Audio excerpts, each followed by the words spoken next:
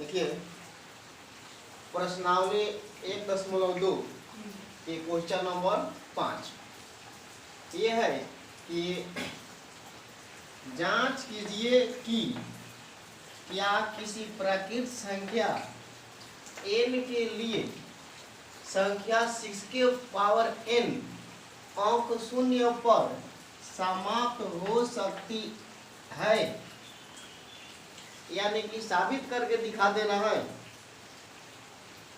कि 6 के power n शून्य पर समाप्त हो सकता है कि नहीं।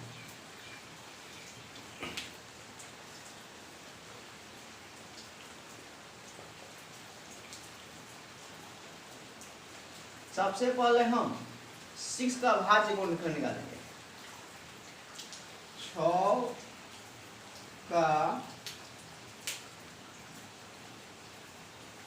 अभाज्य गुणनखंड बराबर 2 गुणे 3। 6 का अभाज्य गुणनखंड 2 गुणे 3, 3 गुणे 6। कोई भी संख्या शून्य पर तब समाप्त हो सकता है जिसका अभाज्य गुणनखंड 2 और 5 हो, क्योंकि 2 और 5 आने पर हम मल्टीप्लाई कर देते हैं, गुणा कर देते हैं, तब 5 दूनी 10, जिसके अंतिम अंक शून्य हो जाता है। इसमें हम देखते हैं कि 2 तो है, 3 है, लेकिन 5 नहीं है। अभाज्य संख्या के गुणनखंड में 2 और 5 ऐसी संख्या है जिसको गुणा करते हैं तो अंत में शून्य आना तय है। इस प्रकार हम देखते हैं कि 6 का अभाज्य गुणनखंड निकालते हैं तो 2 3 आता है, 5 नहीं आता है, जिसके कारण 6 के पावर m शून्य पर समाप्त नहीं होगा। 6 का अभाज्य गुणनखंड बराबर 2 गुणे 3 है। चूंकि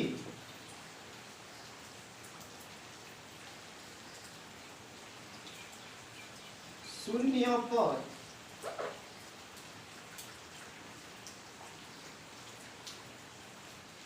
समाप्त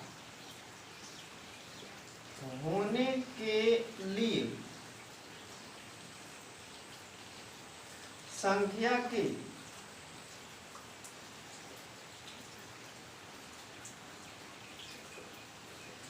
अभाज्य गुणनखंड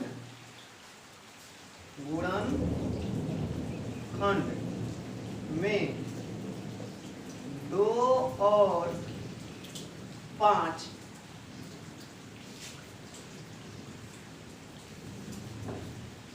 होना जरूरी है। इस प्रकार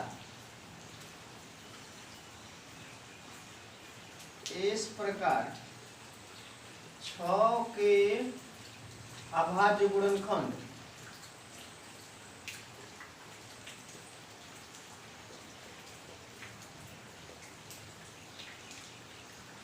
दो और 3 है, जो जिससे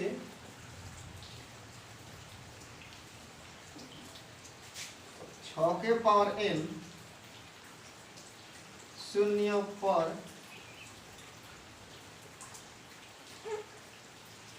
समाप्त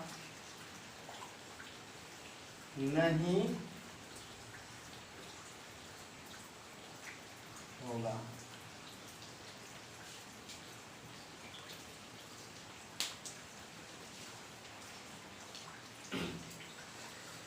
इसी पर आधारित हम आपको क्वेश्चन देते हैं, आप स्वयं से हल कीजिए।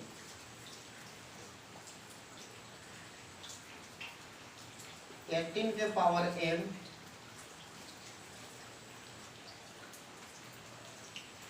16 के पावर m 25 के पावर n 50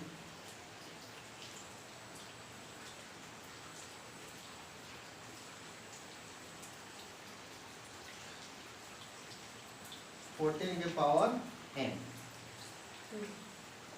5 नंबर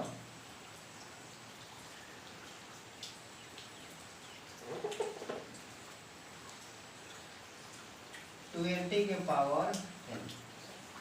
5 नंबर सिद्ध करने के लिए सेम इसी नियम का प्रयोग करेंगे। यह शून्य पर समाप्त हो सकता है, शून्य पर समाप्त हो सकता है कि इसका इकाई अंक क्या है, शून्य है। जब भी इसका अभाज्य गुणनखंड निकालेंगे तो निश्चित से इसका अभाज्य गुणनखंड में 2 और 5 दोनों आएगा। 2 5 दोनों आने की स्थिति में निश्चित रूप से इसका अंतिम अंक शून्य होगा। इस प्रकार केवल 20 के पावर n शून्य पर समाप्त हो सकता है, होगा, लेकिन 18 का पावर n, 16 का पावर n, 25 के पावर n, 14 के पावर n शून्य पर समाप्त नहीं हो सकता है। आप स्वयं हल करें।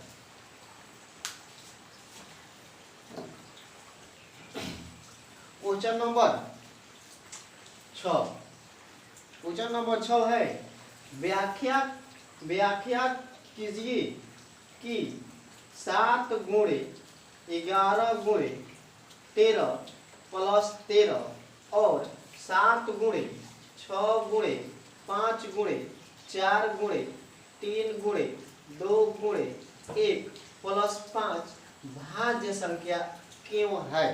इसको सिद्ध करना है कि ये संख्या और ये संख्या दोनों के दोनों संख्या भाज्य है। इसे हमें भाज्य सिद्ध करना है। भाज्य सिद्ध करने का अर्थ है कि यह संख्या किसी न किसी दूसरी संख्या से विभाजित हो जाए, पूर्ण रूप से कट जाए, तब उसे भाज्य संख्या कहेंगे। सीधी सी बात है, यहाँ से यहाँ तक गुणा है, गुणा कर लेंगे और इसे जोड़ देंगे।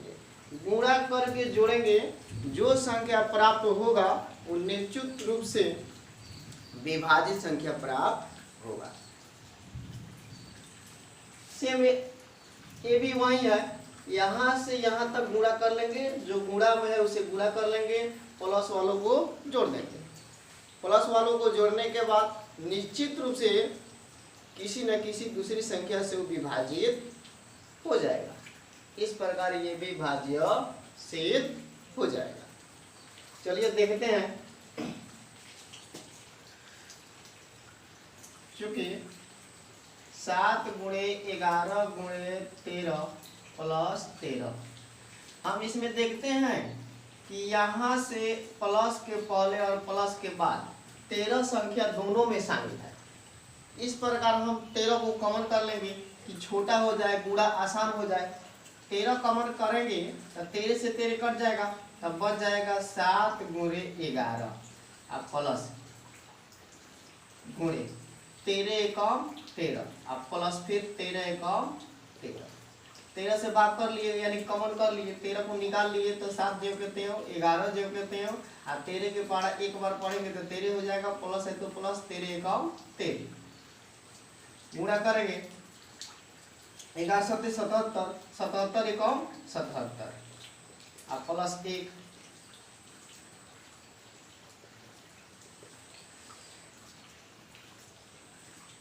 सतहत्तर एक जोड़ देंगे तो 78। गुणा कर लेंगे 13 8 14 104, 104 हाथ में 10, 63 91, 91 में 10 जोड़ देंगे, 91 में 10 जोड़ेंगे तो 101। इस प्रकार यह हो गया 1014, 1014 हो गया। अंतिम में 2 है तो निश्चित रूप से यह 2 से विभाजित है। 2 से विभाजित होने के कारण यह भाज्य संख्या होगा। यह भाज्य है तो निश्चित रूप से यह भी भाज्य होगा। चूंकि 1014 एक भाज्य संख्या है क्योंकि यह दो से वही संख्या कटता है जिसके इकाई अंक अंतिम में 0, 2, 4, 6, 8 इसमें से कोई एक रहता है तो निश्चित रूप से 2 से कटता है।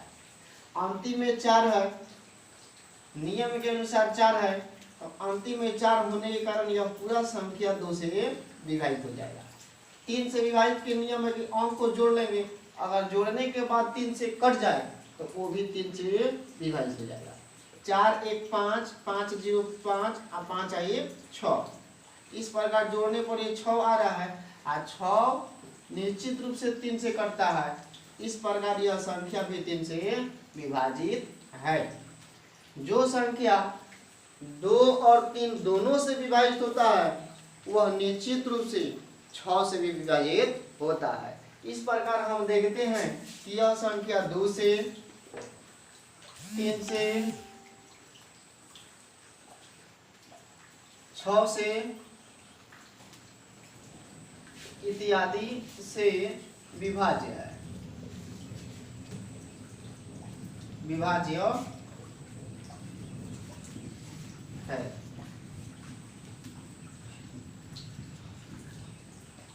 इस प्रकार 7 गुणे 11 गुणे 13 प्लस 13 भाज्य संख्या है।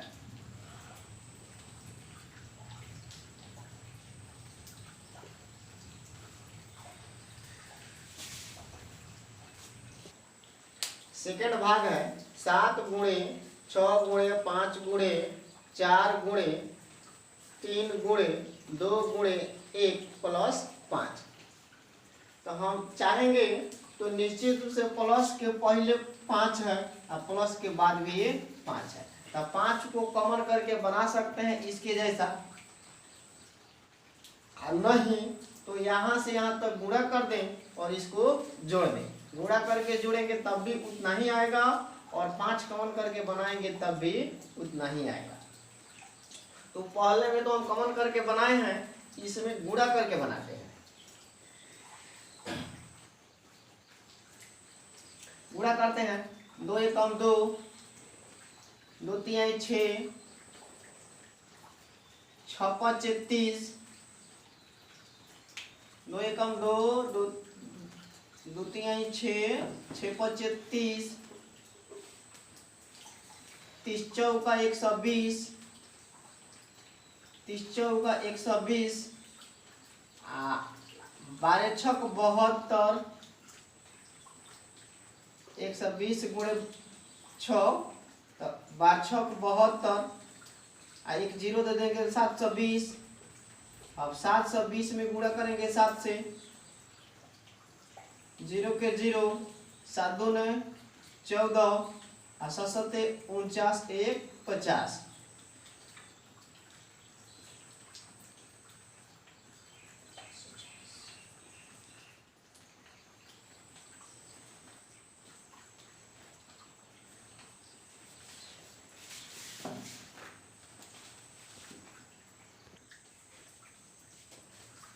गुणा करते हैं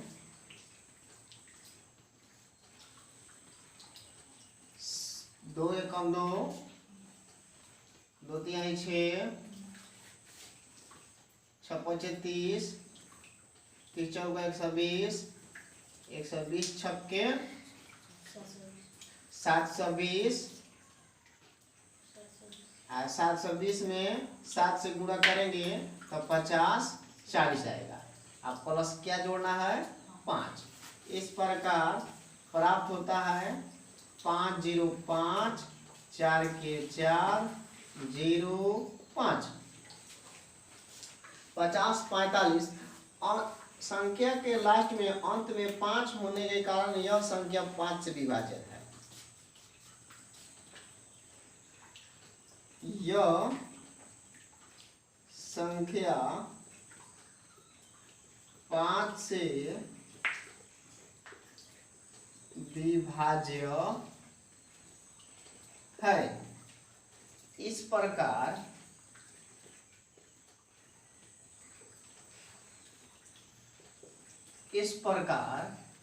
क्या है जी, 7 गुणे 6 गुणे 5 गुणे 4 गुणे 3 गुणे 2 गुणे 1 प्लस 5 भाज्य संख्या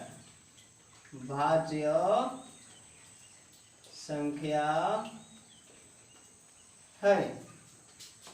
अगर आप चाहते हैं तो इसमें से 5 कॉमन करके भी बना सकते हैं, तब भी यही आंसर आएगा। आइए देखते हैं कि 5 से यह पूरी विभाजित है। 5 से विभाजित होने का नियम होता है कि जिस संख्या के अंतिम अंक यानी इकाई अंक 5 हो तो वह संख्या निश्चित रूप से 5 से विभाजित होती है। इस प्रकार देखते हैं कि इसके अंत में 5 है तो 5 से विभाज्य है, तो यह 5 से विभाज्य है तो निश्चित रूप से यह भी एक का है, भाज्य संख्या